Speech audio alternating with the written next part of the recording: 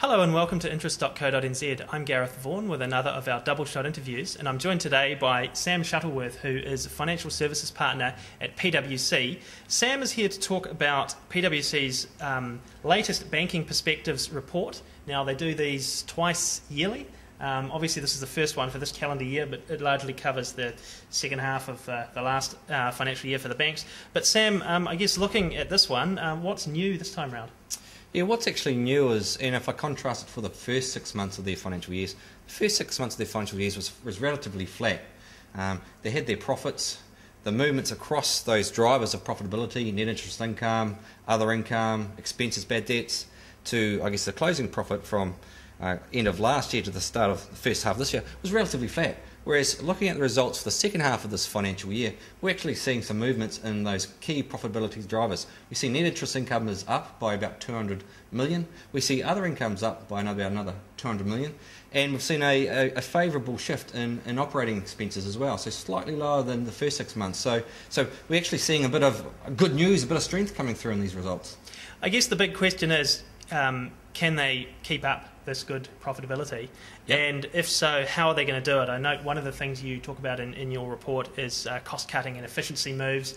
We've seen a lot of talk about this coming out of the parents of our big banks in Australia. Mm-hmm. We've seen some job cuts going on over there. Are we likely to see that sort of thing here? Yeah, so I guess to your point is that there has been low growth. For the banks to remain profitable, there's two kind of levers. Is you grow the business or you manage your costs.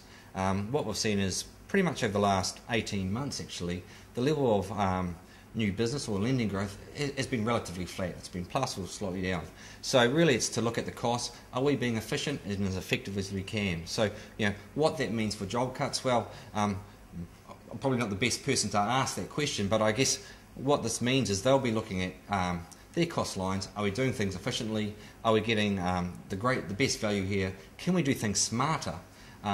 We talk about technology moving. Is there a more smarter, faster, more efficient way we can do our job? So that's where they'll be looking.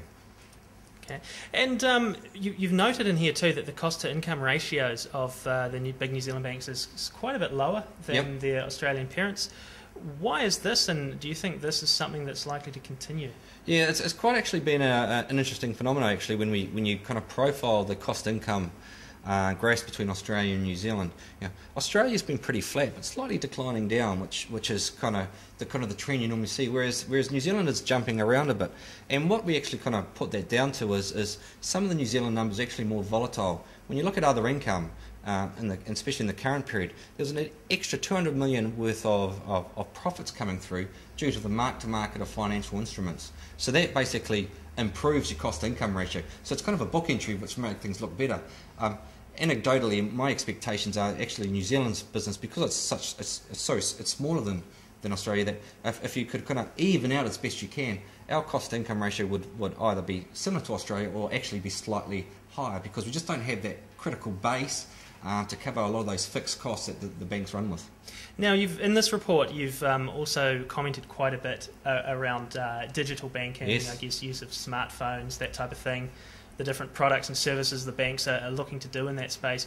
What do you think we can expect to see in that area over the next year or two? Yeah, so that's the major change that we see coming with banks, and it reflects the Gen Ys out there. They are now in the workforce. You look at me, I'm probably after kind of the best deal I can get, whereas a Gen Y who is used to information straight away at their fingertips, they're more looking at how can I access my information, irrespective of the time zone. Can I get it on my smartphone? So, what could they do? Well, you name it, they can consider it. It could be as simple as every transaction, for example, is sent to your Facebook account or your Twitter account, so you know when something's been used. It may mean, for example, loyalty cards. Instead of swiping at the EFTPOS terminal, that the banks have sophisticated tools that can identify, hey, you've just bought petrol from the station, that's a loyalty program. Instantly that updates your account.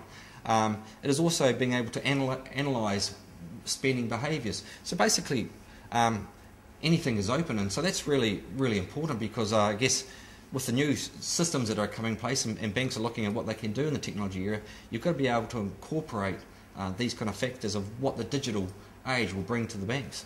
I guess with all industries, certainly the media industry is among them, the digital age brings with it opportunity, and I guess for some players it's a threat as well. Yes. You've mentioned the likes of Facebook, Google, Microsoft as potential threats. Yes. What sort of threat could they pose to the traditional banks, and what can the banks do about it? Yeah, well, I guess the Google, the Facebook, and the people heard about Facebook and their IPO. Yeah, there's two things there. You know, a bank could align themselves with one of these major technology houses and then set up a joint venture, and so therefore it helps with that communication, getting your information to your customers to get deep relationships. So that's what all the digital is about, is broadening the relationship and giving it deeper. Alternatively, because Facebook has such a large customer base, same with Google, what you could actually see is, well, they won't set up a bank to kind of lend and do residential mortgages, but actually they could facilitate payments between members. And so therefore, the bank as an intermediary could be actually left out of the equation here. And because, you know, you've got a Facebook person over here and another person on the other side of the world, use Facebook to facilitate any trading that they need to do. A bit like sort of Trade Me type thing. Yeah, well, similar, yes, so, but not the auction, but still set up a kind of a settlement account that the two can interact if they have to pay, for example. Yeah, so they've got the deep channels, they've got, I guess, the technology to do that. And you talk about the possibility of a joint venture between one of the big banks and a Facebook or a Google. I mean, how likely is that? Have we seen anything like that elsewhere in the world, and what might it look like if it did happen here? Yeah, well, I'm not aware of anything occurring globally on this, but I guess what that's highlighting is to find innovation in this new age, you may need to look outside of the core bank. You know, there's a lot of smart people who think differently in these technology companies, so you may need to sit down with them. What we actually have seen though locally though is there is a bit more of a partnership going on with some banks, and for example there's been a recent kind of credit card launch between one bank and an airline. So that's just showing a bit of innovation in product, which I guess is beneficial to both parties. And look, I mean, obviously with this sort of big digital push going on, what's the future of branches in your opinion? Yeah, well, I still go to a branch, but you know, the times that I go are very rare now. The Gen Ys, I think it's more technology driven on the internet, over the smartphone, and what happens. Good question, what does that mean for the branch? Well, we still see the need for a branch on the main street.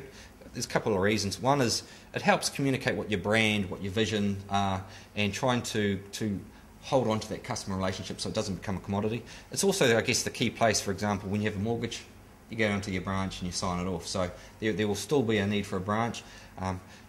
What does it mean in 5 years, 10 years' time? Well, who knows when you see what technology has done for other industries around the world. When you look at online shopping, for example, you know, that's growing and growing and growing. So what does that mean for some retailers? We're in this kind of tipping point that digital technology will change the way that we've become accustomed to doing things. Much is being made by the banks themselves about rising funding costs for, especially for overseas wholesale money that they need to raise from time to time. Yep. How big of a challenge do you see that for the banks at the moment, and are they likely to need much money this year, because obviously they're not growing their lending much? Yeah, so interestingly, since 2009, the banks have been self-funding. So self-funding means they've been able to attract sufficient retail deposits to meet the lending growth that's occurred. Looking forward into 2012, there are some maturities that are coming through. So the banks are well aware that these are coming, and so they're positioning themselves the best time to go to the market to refinance these maturities. It's well known. They've given a lot of foresight. I don't believe, and as best one can tell today, right at this minute, that there should be any concerns. The liquidity management of the banks since the first GFC is a major focus point. These are strong results. They've got strong capital positions. So it's probably going to err on a pricing than more of a availability. And that also, when you look what happened back in the GFC in 2008, of course the Reserve Bank pulled a few levers to make sure that the financial system continued. Again, those measures haven't been opened yet. There's been no reason to open them yet, but they're still available. So, as best one can tell, I think the liquidity positions of the banks at this point in time is as good as it probably could be. Another thing you touch on in the report is, I guess, the Christchurch earthquake and the impact that might have on the banks. their losses thus far, or provisioning for Christchurch, has been surprisingly, to many of us anyway, small. Obviously there's a lot of insurance involved there, but do you think we could see some more costs coming through for the banks as things sort of move forward a bit more in Christchurch? Yeah, that's one of the unknowns. So the banks actually established provisions for the impact on recoverability loans for the Christchurch region in the earthquake in February. Now that came through both in the first half of the results and the second half, so it's hard to do comparisons. But one thing we know, bad debts is down 400 million when I compare the 2011 financial year to 2010.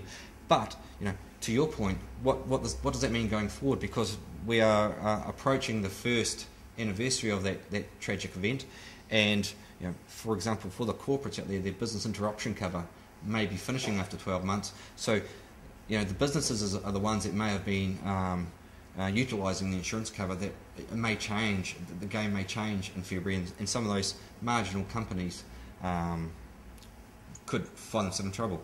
That said, the banks will be across where their exposures are and have considered what the outcomes are, and most likely, communication with their customers. So, I suspect that there are sufficient provisions to cover anything that does arise. However, again, when insurance runs out, I guess need to refocus and re-examine what does that mean. Now, obviously, bubbling away in the background with everything that's going on domestically, bubbling away overseas is the European sovereign debt crisis, which seems to be Groundhog Day. Every day you come in and it's waiting for more developments in Greece, and then there's Italy, and then what about Portugal and Spain? I mean, if things really turn to custard there, if the worst case scenario manifests itself, what will that mean for New Zealand's banks and indeed us as their customers? Yeah, I guess that's quite a difficult question to answer. What I can say is the banks are considering what the impact is happening in Europe and what does that mean for funding. They're considering what-if scenarios, and as alluded to earlier, there's also the Reserve Bank that is able to assist. Time will tell. However, it'd be pretty hard to be in a better position for the New Zealand banks right now, leading into these uncertain times. So it's just kind of work your way through it, and deal with it the best you can. As I say, since the global financial crisis, these liquidity policies have come in, so that means that the banks have had to bring on long-term funding and increase their retail funding. So they've moved away from that short-term wholesale, which is probably the most volatile funding that can occur when things tighten up.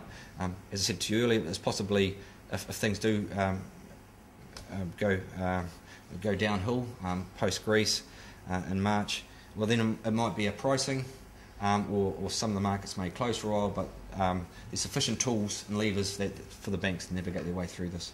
Well, thanks for that, Sam. That's Sam Shuttleworth, who's a financial services partner at PWC, and I'm Gareth Vaughan at interest.co.nz with another Double Shot interview.